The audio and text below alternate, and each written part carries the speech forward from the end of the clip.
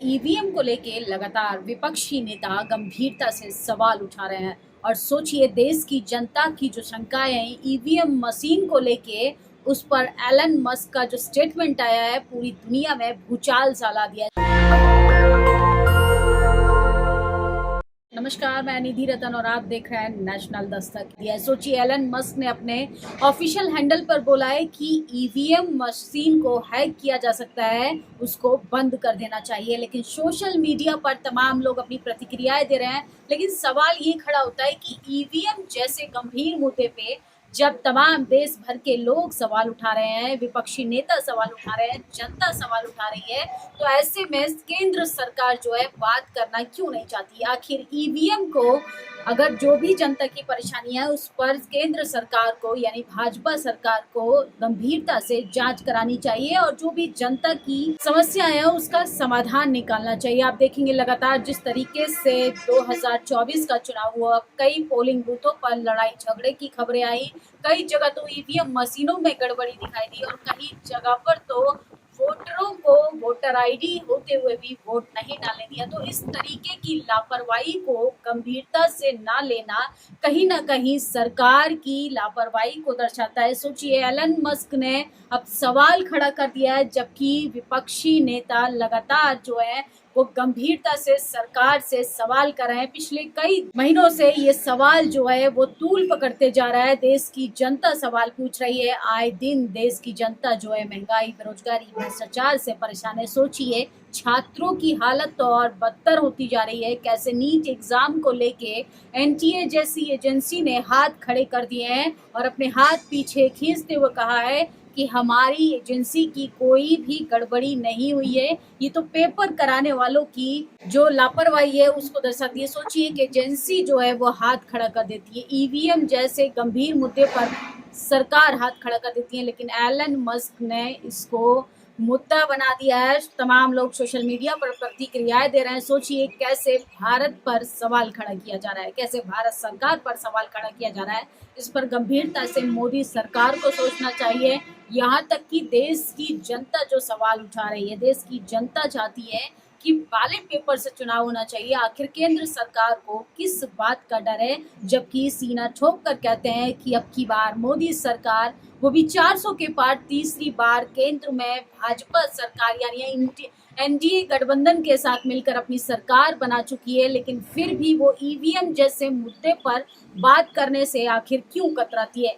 EVM पर बोले Elon Musk, हमें इलेक्ट्रॉनिक वोटिंग मशीन को खत्म कर देना चाहिए, इसमें हैक होने का जोखिम है। लगातार जिस तरीके से सवाल खड़े किए जा रहे हैं, सोचिए पेगासस जैसा वायरस आपके फोन में डाला जा सकता है, आपके इलेक्ट्रॉनिक सिस्टम में डाला जा सकता है, तो क्या ईवीएम जैसी मशीन को हैक नहीं किया जा सकता। तमाम लोग जो हैं वो सवाल पूछ रहे हैं सरकार से। इलेक्ट्रॉनिक मशीन के अंदर गड़बड़ियां की जा सकती है, आखिर उसको बनाने वाला भी तो इंसान ही है। ईवीएम का इस्तेमाल हो बंद, एआई से हैक हो सकती है मशीन। एलन मस्क ने ये बड़ा मुद्दा उठाया है। तमाम लोग इसके बाद सोशल मीडिया पर अपनी प्रतिक्रियाएं दे रहे हैं। जिस तरीके से विपक्ष लगातार सरकार से सवाल कर रहा है, लेकिन सरकार गंभीरता से न इस मुद्दे पर बात करना जरूरी समझ रही है और ना ही विपक्ष की इस सवाल का जवाब देना चाहती है। बिल्कुल खत्म कर देना चाहिए। साथ ही इस चुनावी लोकतंत्र के बारे में नए सिरे से सोचने की सख्त जरूरत है, जिसका कोई भविष्य नजर नहीं आ रहा। तो लगातार जिस तरीके से आपने देखा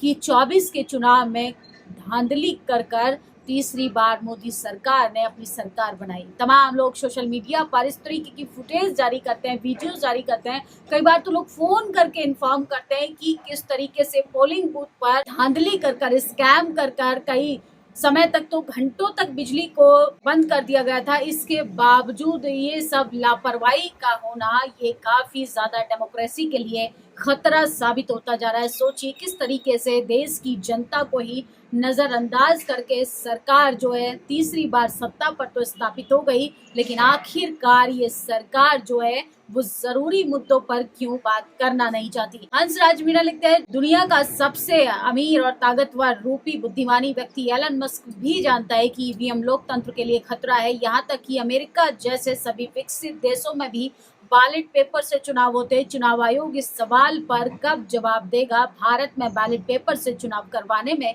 क्या दिक्कत है। इलेक्शन कमीशन तो लगातार स्टेटमेंट देता है कि हमने इस बार जो है वो अच्छा चुनाव कराया है, लेकिन चुनाव आयोग पर भी तमाम गंभीर सवाल खड़े होते हैं।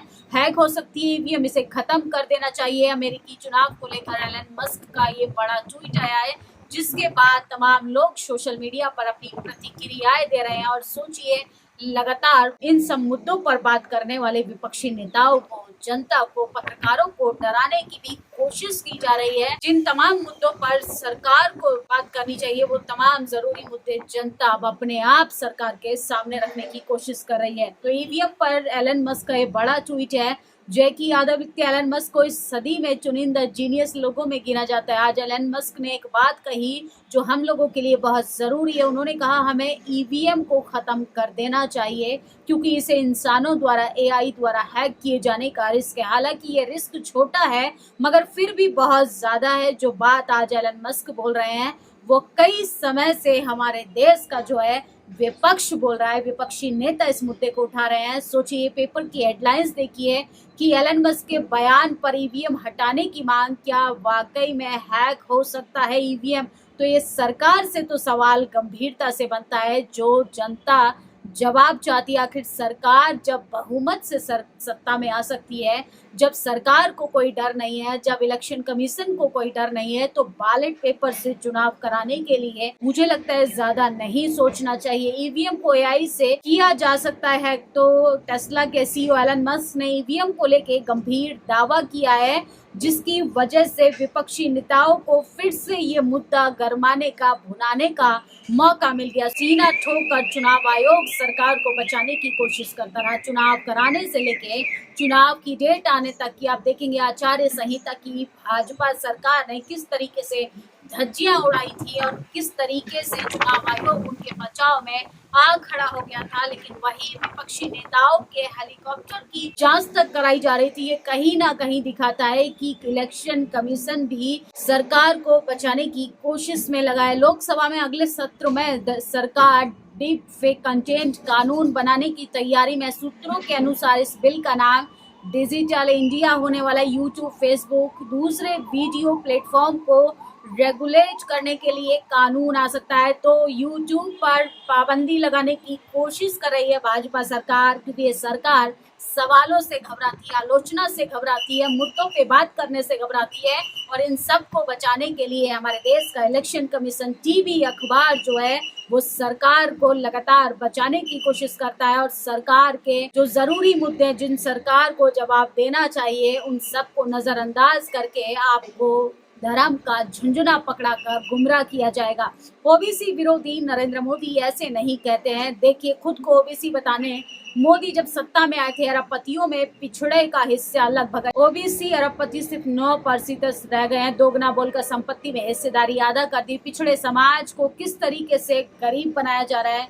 देश के प्रधानमंत्री कहते हैं कि मैं ओबीसी समाज का बेटा हूं, मैं गरीब का बेटा हूं, लेकिन गरीबों के ही हाथ में सबसे पहले मोदी सरकार ने झुंझुना पकड़ाने का काम किया। लेकिन सोचिए, देश के सामने किस तरीके से केंद्र सरकार की फजीहत हो रही है। विपक्षी नेताओं को बोलने नहीं दिया जाता। लेकिन इस बार नए सत्र में इस तरीके की खबरें आ रही हैं कि सरकार सोशल मीडिया को कंट्रोल करने के लिए एक बिल लाने वाली है, जिसमें फेक कंटेंट और डीप नजर रखी जाएगी। लेकिन बता दें कि भाजपा सरकार तो खुद लॉ एंड ऑर्डर की धज्जियां उड़ाती है। उसके भाजपा सरकार के तमाम नेता, अभिनेता, प्रवक्ता किस तरीके से कानून के खिलाफ जाकर सरेआम मंचों से विवादित बयान देते हैं, जनता के खिलाफ जाकर, संविधान के खिलाफ जाकर, लोकतंत्र के खिलाफ जाकर ये अपने भाषणों को इस तरीके से परोसने का काम करते हैं और सरेआम कहते हैं कि संविधान में संशोधन करने की जरूरत है, हमें बहुमत की सरकार चाहिए। तो इस बार जनता ने साबित कर दिया कि मजबूत सरकार नहीं, मजबूर सरकार बेहद जरूरी है लोकतंत्र के लिए। अगर आपको लोकतंत्र बचाना है तो ईवीएम जैसे गंभीर मुद्दों पर खुलकर बोलना होगा। भारत में क्लास में भी कास्ट है। मोदी के सत्ता में आने के बाद अरबपतियों के संपत्ति में ओबीसी के हिस्से में 50% की कमी आई है। सोशल मीडिया पर पैसा देकर प्रोपेगेंडा फैलाया जा रहा। मोदी सरकार ओबीसी को हिस्सेदारी आखिर क्यों नहीं दे रही? देश के प्रधानमंत्री गरीब का बेटा कहकर 14 में आए थे। 19 में आए थे, अब 24 में भी तीसरी बार देश के प्रधानमंत्री बन गए हैं। लेकिन गरीबों की हालत, पिछड़ों की हालत, आदिवासियों की हालत, दलितों की हालत जानवरों से भी बदतर होती जा रही है। सोचिए, ये तब तक संभव नहीं हो पाएगा जब तक इस देश में ईवीएम जैसी मशीनों से वोटिंग होती रहेगी। जनता चाहती है कि बैलेट पेपर से चुनाव हो, विपक्ष चाहता है बैलेट पेपर से चुनाव हो। आखिर चुनाव आयोग और सरकार इन तमाम मुद्दों से क्यों घबरा रहा है? क्या इसमें चुनाव आयोग सरकार के साथ किसी मिली भगत में शामिल है? क्या वाकई में डिक्टेटरशिप को, तानाशाही को जनता के ऊपर थोपना चाहते हैं? आप लोग अपनी प्रतिक्रिया इस वीडियो पर जरूर दीजिएगा और एलन मस्क के इस स्टेटमेंट पे आप लोग क्या सोचते हैं, आप अपनी राय कमेंट बॉक्स में दे सकते हैं। शुक्रिया। नेशनल दस्तक की आपसे गुजारिश है कि अगर इसको बचाना चाहते हैं तो नेशनल दस्तक को सब्सक्राइब करने के लिए रेड कलर के सब्सक्राइब बटन को दबाएं, फिर बेल आइकन की घंटी दबाएं। नेशनल दस्तक को बचाने के लिए बहुत जरूरी है कि हर खबर को शेयर करें, लाइक करें, कमेंट जरूर करें।